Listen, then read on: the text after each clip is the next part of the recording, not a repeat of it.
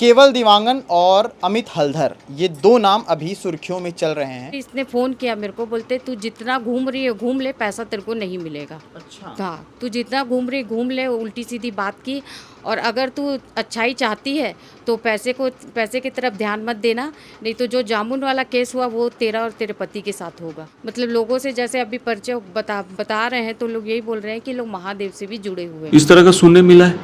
अभी जांच में है मामला, और जब भी इस दिशा में भी जो है पुलिस की जांच चल रही है। तो और लोगों बोला था कि 50,000 रुपये दीदी 10 दिन में देना चालू करूँगा। और जब तक ये 6.5 लाख पूरा नहीं हो जाता, मैं तब तक 50 हज़ार 10 दिन में दूंगा। केवल दिवांगन और अमित हल्दर, ये दो नाम अभी सुर्खियों में चल रहे हैं क्योंकि इनकी संलिप्तता महादेव से भी जोड़ी जा रही है। और इसी के साथ साथ भिलाई की निवासी सेक्टर 4 की रंजीत कौर के साथ भी एक बड़ा फ्रॉड इन दोनों ने किया है। इसको लेकर के भी ये दोनों चर्चा में हैं। तमाम पोर्टलों के साथ साथ अखबार की सुर्खियों में भी इनके नाम बाकायदा आ रहे हैं। साथ ही साथ पुलिस महकमे में भी इनकी बातचीत हो रही है। लेकिन इन लोगों ने किया क्या है? दरअसल एक परिवार के साथ इन लोगों ने कनेक्ट होकर के ट्रेडिंग, ऑनलाइन ट्रेडिंग जो आजकल बहुत ट्रेंड हो रहा है, उसमें पैसा लगा करके दुगना करने की बात कही। इस झांसे में परिवार आ गया और उसके बाद जो कुछ हुआ वो बताने के लिए परिवार की सदस्य और जिन्होंने एफआईआर दर्ज कराया है इन दोनों के खिलाफ, रंजीत कौर हमारे साथ हैं। इनसे बात करेंगे।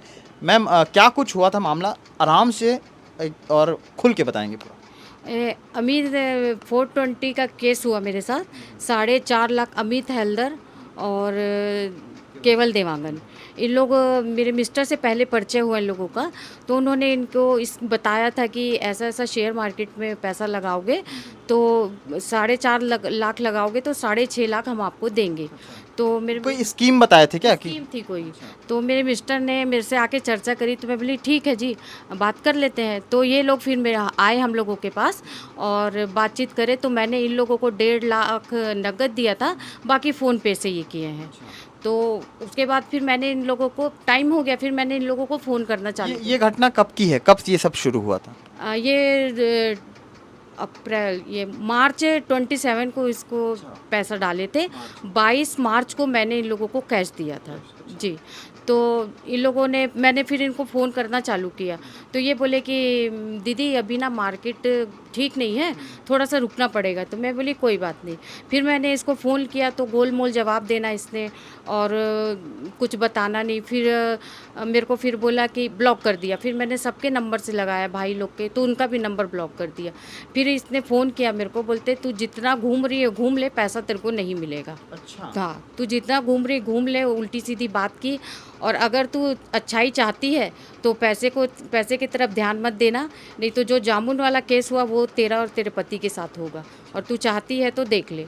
उसके बाद मैं कुछ समय तक मैं रुकी रही कि नहीं करूँगी एफआईआर।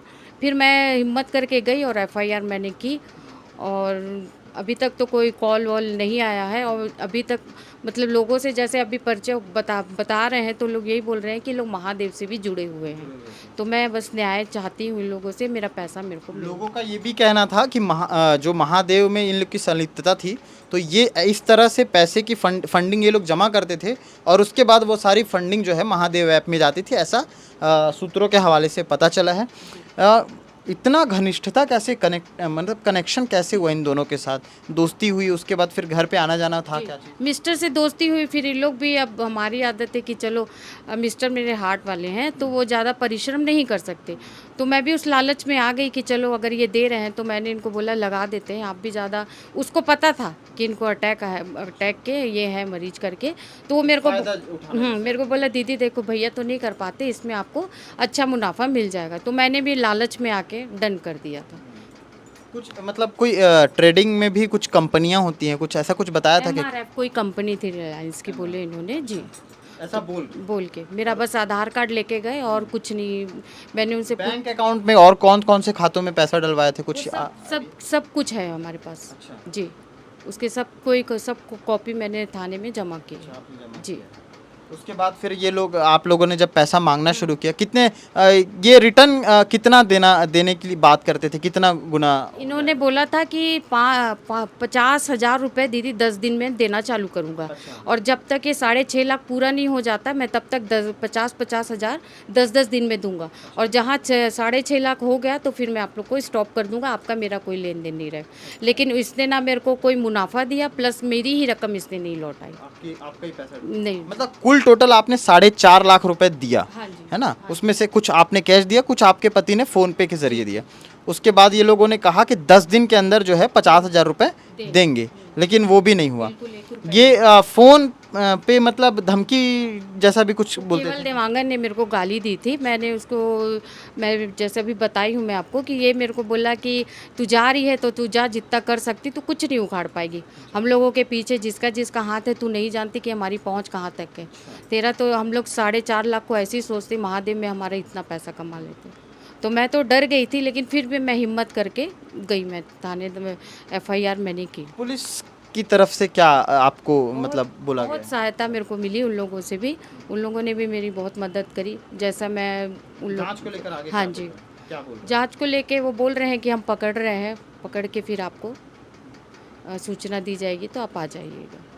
और मैं चाहती हूँ कि उन लोग जल्दी से जल्दी मिले। प्लस जो मैं ये भी देखना चाहती हूँ कि इनके पीछे आखिर है कौन, उनकी भी जानकारी हमको मिले कि कौन इन लोगों को संरक्षण देता है, कौन इनके पीछे है। क्योंकि आज हमारे साथ किया, कल को ये किसी और के साथ भी कर सकता है। हम तो चलो ठीक है, किसी के पास पैसा नहीं है तो फिर वो कहाँ से देगा, हमारे ही जैसे लोग फंस जाते हैं। तो ये रंजीत कौर मैम थी जिन्होंने FIR दर्ज करवाया है, और अमित और केवल देवांगन, अमित हल्दर जो लोग जैसे पहले मैंने जिक्र किया था कि महादेव ऐप जो काफ़ी ज़्यादा चलन में रहा, जिसको लेकर के भी अब तक कहीं ना कहीं सुर्खियों में, कहीं ना कहीं अखबारों में, किसी कोने में ये नाम आ ही जाता है, जो कभी कभी चर्चा का विषय भी बनता है और ध्यान भी केंद्रित कराता है। अब ध्यान केंद्रित इस विषय पे है कि आखिर ये दोनों, अभी दोनों के बारे में कोई जांच पड़ताल नहीं। ये रहने वाले कहाँ के हैं? ये हाउसिंग बोर्ड के हैं। Housing board. हाँ जी, शनि मंदिर के पास इनका घर है। अच्छा, ये दोनों अभी मिले नहीं है, ना कोई बातचीत हुई है अब तक। इस बीच पहले भी फ़ोन पे इन्होंने जब पैसा अपना मांगा तो गाली गलौज इनके साथ हुई। ये सारी चीज़ें इन्होंने बताई। परिवार से हमने जब बात करने की कोशिश की तो आगे क्या कुछ होगा वो भी दिखाएंगे। इस जो भट्टी थाने से जो बातचीत करने के दौरान जो वहाँ के थाना प्रभारी है उनसे बात करके देखते हैं कि उनका क्या कहना है इस मामले पर। रंजीता कौर महिला के साथ जो है फ्रॉड का कुछ मामला सामने आया है जी। सेक्टर 4 निवासी रंजीत कौर नामक महिला के साथ में 2 व्यक्ति है, केवल देवांगन और अमित हल्दर। इनके द्वारा जो है धोखाधड़ी की गई है। ऐसे आवेदन पत्र, शिकायत आवेदन पत्र प्राप्त होने पर थाना में हमारे द्वारा 420/34 IPC का मामला दर्ज किया गया है। इसमें ये लोगों की 6 महीने पहले उसके पति विजय सिंह से जान पहचान हुई थी और उनका जो है उनके साथ उठना बैठना आना जाना होता रहता था घर में। तो इन लोग हमेशा उसको बताते रहते थे कि हमारे पास एक अच्छी स्कीम है, इसमें यदि आप इन्वेस्ट करोगे तो आपको जो है काफ़ी अच्छा लाभ प्राप्त होगा। तो उसने बोले क्या है, तो उन्होंने बताया कि यदि आप हमारे को 4.5 लाख रुपए तक हमारे पास डिपॉजिट करवाते हैं तो आपको हर 10 दिन में हम 50,000 रुपये देंगे और इस तरह से हम 4 महीने के अंदर आपको 6 लाख रुपए करीब हम देंगे। तो आपको करीब 2 लाख का प्रॉफिट हो जाएगा। तो उसका कुछ इधर उधर से उसने पैसे इकट्ठे किए थे, 1.5 लाख रुपए नगद दिए और अपने दोस्तों को, उसके पति ने जो है अपने दोस्तों से उधार लिया और बाकी की जो रकम है 2,93,800 रुपये जो है करीब उन्होंने ऑनलाइन ट्रांसफ़र की उनके बताए हुए पते वो खातों में। तो इस तरीके से 4,43,000 रुपये करीब का जो है ठगी हुई है और उसमें हमने FIR ली। सर, इन दोनों के पूर्व में भी कोई ऐसे प्रकरण है कि महादेव की से संलिप्तता कुछ बताई जा रही थी? इस तरह का सुनने मिला है।